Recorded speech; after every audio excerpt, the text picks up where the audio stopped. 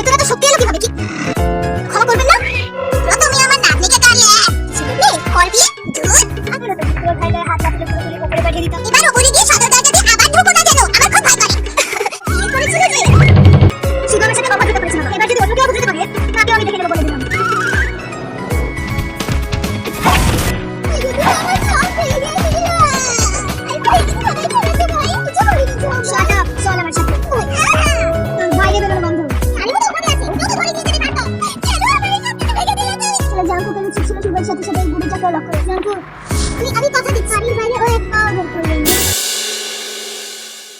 তুমি যেহেতু বলছো চিৎকার করছে বাইরে বেরোনোর জন্য, তাহলে ঠিক আছে, ও ঘরের বাইরে বের হতে পারবে, তবে বাড়ির বাইরে নয়।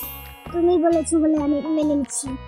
আমি কিন্তু ওকে এখনো ক্ষমা করি না। হ্যাঁ হ্যাঁ জানি আমাদের জাঙ্কুক অনেক কঠোর, তবে ওর মনেও মাঝে মাঝে কষ্ট হয়। আমাদের সুগার কষ্ট তো সে সহ্যই করতে পারে না। মনে আছে তোর জাঙ্কুক একবার ছোটবেলায় সুগারকে কেউ মোটা বলেছিল, এই প্রাধানিটাই তুই তাকে দিয়েছিলি রে। আজ বড় একটা কেরামতি হয়ে গেল বল। জি হোক ভাই, আজকে তোকে রিকোয়েস্ট করতে না করতেই মেনে গেলি। ছোট ভাইয়ের জন্য আকাশ থেকে তো চাঁদটাও পেরে এনে দিতে পারিস। বাদরটাই তাহলে সুন্দরী সেজে ঘুরে বেড়াচ্ছিল। মেয়ে সেজে অভিনয় করাতে তো সে আমাকেও ছাড়িয়ে গেছে।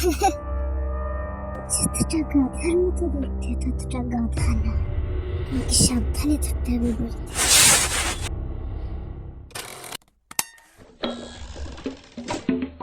জাঙ্কুক ভাই তোকে আর বন্দি করে রাখছে না, এই ঘর থেকে বের হতে তো পারবি, কিন্তু বাড়ি থেকে নয়। তোর বাড়ি থেকে বের হওয়া বন্ধ করে দিয়েছে জাঙ্কুক ভাই।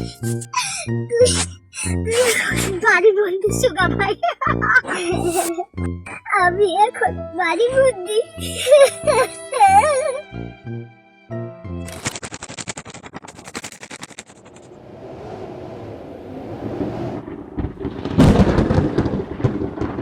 জিনটা বোধহয় খুব মন খারাপ করেছে, করবে নাই বা কেন? এই জিন জানালাগুলো লাগিয়ে দে, বৃষ্টি শুরু হচ্ছে। আর তুই কাপড়গুলো তুলে নিয়ে আয়, তাড়াতাড়ি যা, শুকনো কাপড়গুলো ভিজে যাবে। হ্যাঁ বড় মা, এক্ষুনি যাচ্ছি। এই জিন জানালাগুলো লাগিয়ে দে। তুই গিয়ে দেখ পূর্ণিমা এখন ঘরে আছে নাকি বাইরে। এই জিন তোকে বলেছি জানালাগুলো লাগিয়ে দে। ওকে ছেড়ে দেবি, তুই গিয়ে কাপড়গুলো তুলে নিয়ে আয়, আমি এগুলো করছি। হ্যাঁ মা, আমি এক্ষুনি গিয়ে কাপড়গুলো তুলে নিয়ে আসছি।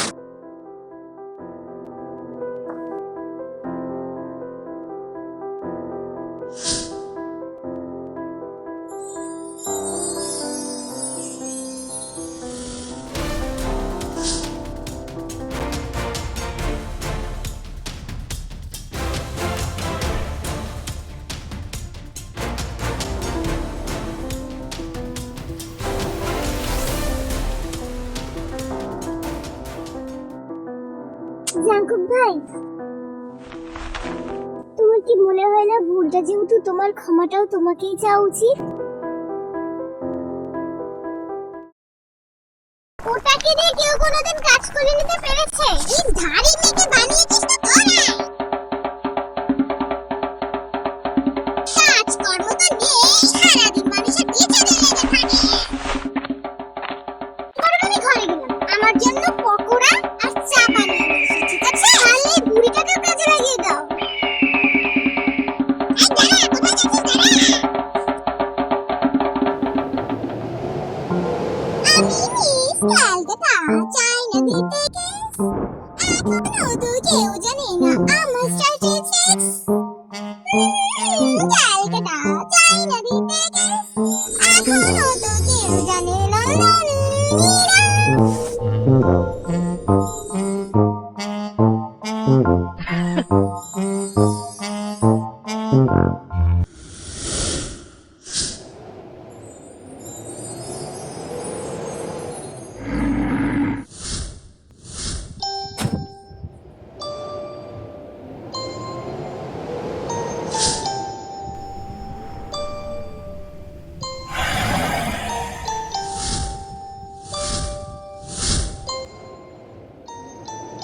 এখনই বৃষ্টি আসতে পারে, ঘরে চলো।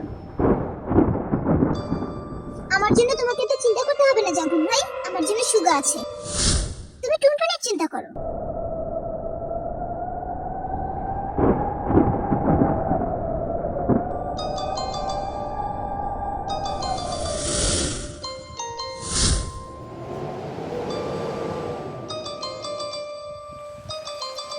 তোমাকে কষ্ট দিতে চাইনি ভি। আমি জানি আমি তোমাকে অনেক কষ্ট দিয়েছি, যার কোনো ক্ষমা নেই। তাই তো আমিও শান্তিতে নেই, তোমাকে ছাড়া আমিও শান্তিতে নেই ভি। আমি ওইসব ছেলেদের মতো না যারা মিষ্টি কথা বলে গার্লফ্রেন্ডকে ভুলিয়ে রাখে। আমি জানিও না কিভাবে এরকম হতে হয়, তবে আমি ভালোবাসি, তবুও ভালোবাসি। আমি ক্ষমার যোগ্য নই, তবুও একবার, শুধু একবার।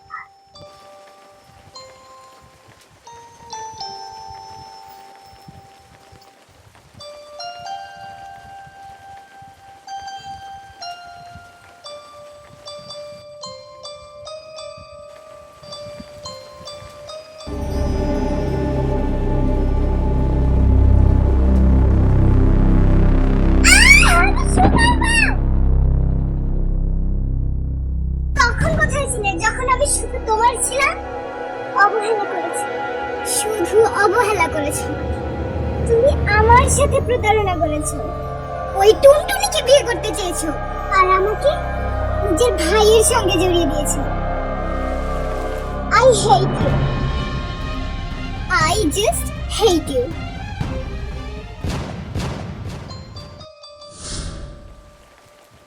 এভাবেই তোমাকে কষ্ট দিয়ে যাব, এভাবেই তুমি কষ্ট পেয়ে যাবে জাগো।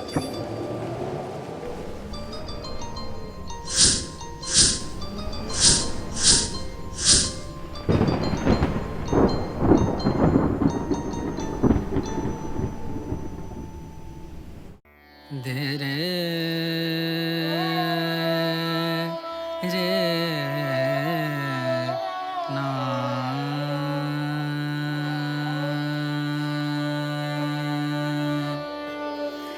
রে না।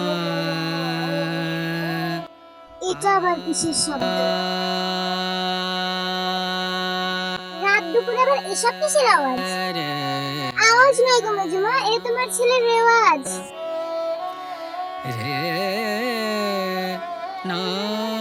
রোজ ভাবি তোমার ছেলেকে না এবার একটু ডক্টর দেখাও, ওর মাথাটা পুরোপুরি খারাপ হয়ে গেছে।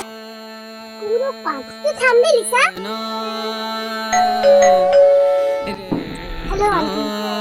আমাদের বাড়ির জামাই, নতুন জামাইয়ের জন্য শাশুড়িরা তো অতিষ্ঠ হয়েছিল।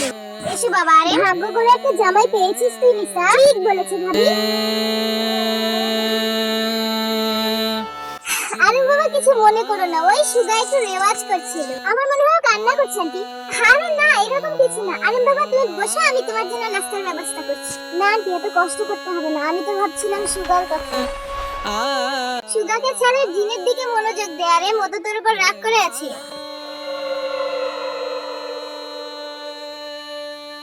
ওই বদমাশ শারিমটাকে বাড়ি থেকে বের করে দাও, আমি ওর মুখ দেখতে চাই না।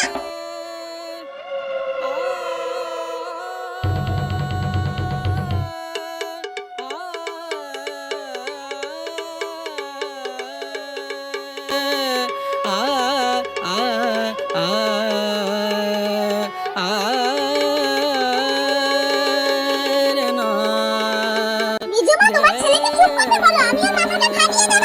ওটার সাথে সাথে এটাকেও ভেঙে ফেলবো, আমাকে চেনে নেই।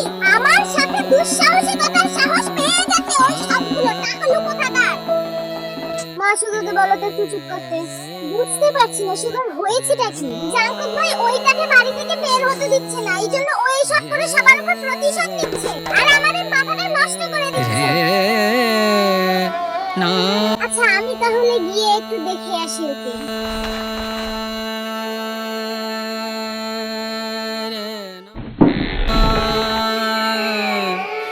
রে না দে রে রে। সুগা একটু থামবে? তুমি বাড়ি থেকে বেরোনোর জন্য জাঙ্কুকের কাছ থেকে পারমিশন চাইবে বলে আমাদের উপর এভাবে অত্যাচার করবে সেটা তো হতে পারে না। এভাবে চিৎকার করে কান্নাকাটি করার কি আছে? আর জাঙ্কুক যে তোমাকে বাড়ি থেকে বের করে দেয়নি এটাই তো। আমার বাড়িতে আমি যা খুশি তাই করব। তাহলে তুমি কান্নাকাটি করবে বলছো? তুমি এখন বাচ্চা নও সুগা। এমন চলতে থাকলে তোমার বউ তো তোমাকে ছেড়ে চলে যাবে। সেটা তোমাকে বুঝতে হবে না, আমাকে রেওয়াজ করতে দাও। এটাকে ছেড়ে চলে যাবে? তোমরা কি মনে করো আমি বিয়ে করেছি ছেড়ে চলে যাওয়ার জন্য? একদমই না। কারোর জন্য আমি আমার স্বামীকে ছেড়ে যাব না, জাঙ্কুক ভাইয়ের জন্যও না। দেখবি আমাকে একদম বিরক্ত করবি না, সবাই আমাকে রেওয়াজ করতে দাও, বের হয়ে যা আমার ঘর থেকে। হ্যাঁ হ্যাঁ, আমি বাপের বাড়িতে চলে যাচ্ছি। এমনিতেও তোদের বাড়িতে আমার থাকতে ভালো লাগে না, তুই আমাকে বিয়ে করেছিস বলেই তো আমাকে থাকতে হচ্ছে এখানে। এখন আমি বাপের বাড়িতে যাচ্ছি, মন চাইলে রাতে ফিরবো। আর ফিরিস না, তাহলে বেশি খুশি হব। আর এই যে তুমি এখনো দাঁড়িয়ে আছো কেন? আমি রেওয়াজ করবো, বেরো আমার ঘর থেকে। আ আ আ আ চ্যানেল তুমি অ্যাটলিস্ট থামো, পাগলের সাথে পাগলামি করছো তুমিও। ভাই আমি তাহলে উঠি, পরে আসবো। না তুই ঢোল বাজাবি, আরো জোরে ঢোল বাজাবি, আমি গাইবো, দেখি কে কি করে।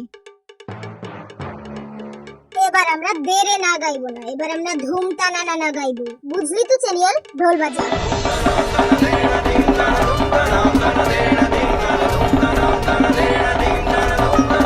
Shut up!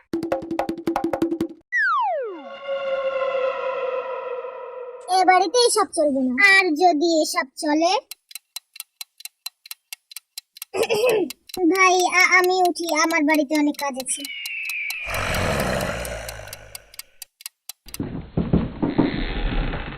আমি কিন্তু এখনো ভুলিনি তুমি আমার সাথে কি করেছো। মানে বাড়ির লোকেদের সামনে আমাকে সুন্দরী হিসেবে এক্সপোজ করাতে যে তোমার হাত ছিল সেটা আমি খুব ভালো করে জানি। আমার রুম থেকে বেরোবে নাকি কিছু করে দেবো আমি? আমাকে কি ভয় দেখাচ্ছে তুমি? হ্যাঁ এখানে দাঁড়িয়ে আছি, এসো দেখি কি করতে পারো তুমি। প্রতিশোধ। সুগার সাথে পাঙ্গা নিয়ে তুমি ভালো করোনি। আজ তুমি হারে হারে টের পাবে এই সুগা কি জিনিস। তুমি যে একটা বদ্ধ পাগল উন্মাদ সেটা আমরা সবাই জানি সুগা।